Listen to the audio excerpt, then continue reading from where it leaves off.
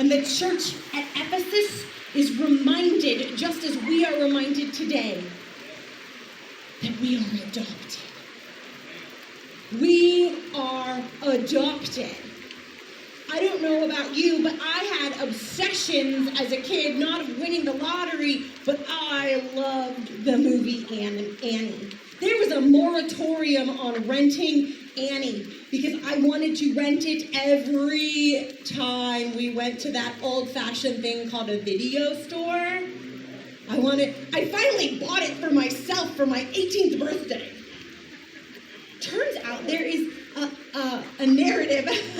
There is a narrative, there is a story, there is a myth in ancient culture that the Ephesians would have been saturated in, this idea that someone might need an heir. And in Ephesus, there was a place where you could leave your children to be exposed. And there was this myth that you might have a very wealthy, prestigious man, unfortunately man, not woman, would walk through these exposed babies and say, I want that one. I need an heir and claim that child as their own. That was the dream, not Annie, not Princess Diaries, not winning the lottery. It was that some wealthy benefactor would claim you, make you their heir, and include you in their family and inheritance.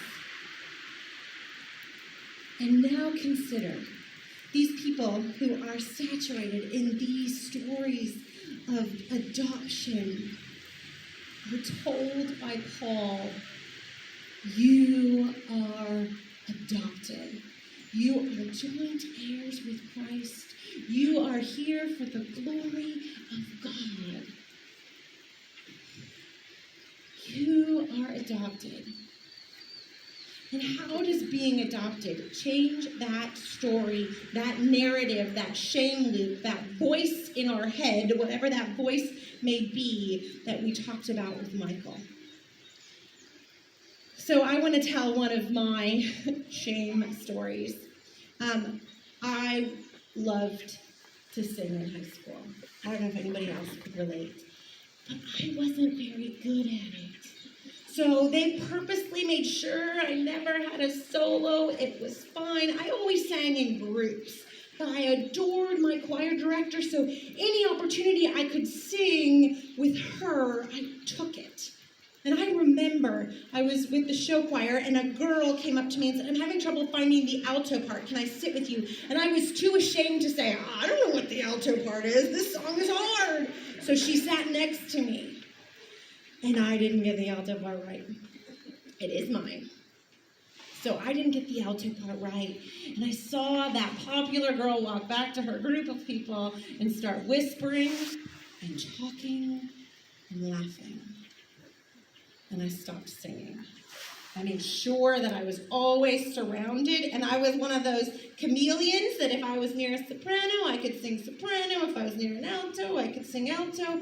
Just trying to ride under the radar because I was ashamed and embarrassed. I had this flashback to this moment on Thursday night when our praise band was playing, because it culminated with almost an anxiety attack. I was playing a part in the musical because I made sure to get the speaking parts without the singing parts, without the solos, because I liked being with the choir teacher in the choir. And so I got this part, and on the night of the dress rehearsal, everything went fine, and the night of the show, they start strapping a microphone on me.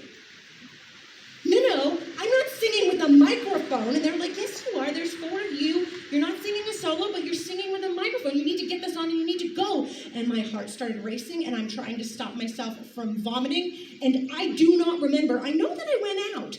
I have no memory of the show the next night. I know that they put it on me. I don't know if I lip synced. I don't remember. I was in such a state of panic. State of panic about singing a song that I knew with people I knew and trusted because I cared what people thought. And I remembered those girls laughing at me. And I had this beautiful moment on Thursday night where the band is jamming and there is harmonies. And sometimes I got it right, and sometimes I didn't. I still can't do a B chord. And I felt this overwhelming joy as I flashed back to my 16-year-old self. How would you and I act differently if we truly believed that our identity was that we were the adopted children of God? What shame would we be able to get rid of that we could ask God to remove? How could we find healing if we truly lived like we were the adopted children of God that Ephesians tells us about? I encourage you, you have it in your bulletin, take it home and reread it. I was going to, but my phone is being used for live streaming. So best laid plans of mice and men. Reread that Ephesians 1 text. You are the adopted children of God. You are the adopted children of God. How would you behave differently if you believed that to be true? Would you throw caution to the wind and not care what people thought about and start singing with the praise band? Would you give more of your money away because you trusted that God had you and that you received God's inheritance? Would you start sharing your faith because you don't really care what people think of you and whether they think you're crazy? Would you go out on a mission trip because you're willing to get out of your comfort zone?